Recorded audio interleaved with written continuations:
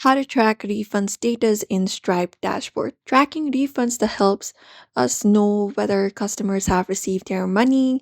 If we do not monitor the refunds, we might face confusion or customer complaints. So let's check out the refund status properly in our Stripe dashboard.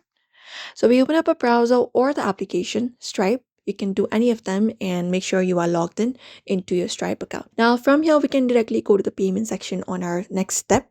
So for that, look out for the payment option. You can usually find it within the dashboard. Second option, the payments, tap on it, the one with the wallet icon on it. And here it will show you all the transactions, including the refunded ones where you'll be finding it. If it's not on payment section, make sure it's on the payment tab right here at the top. You can select it up. Now once we can do so, what we can do is we can find the refunded payment. So we can tap on status and there we can filter it by status. So we can select this option of refunded right below the refund pending, tap on it and select the option for apply. And once you do so, on the payment page, you can look out for the refund amount.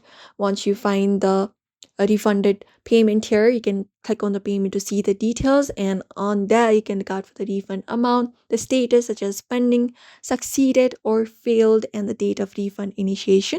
And status updates automatically as the refund is processed. And you can look out for multiple refunds, partial refunds, notes on each refund as well, and confirm it up, and you can view it up.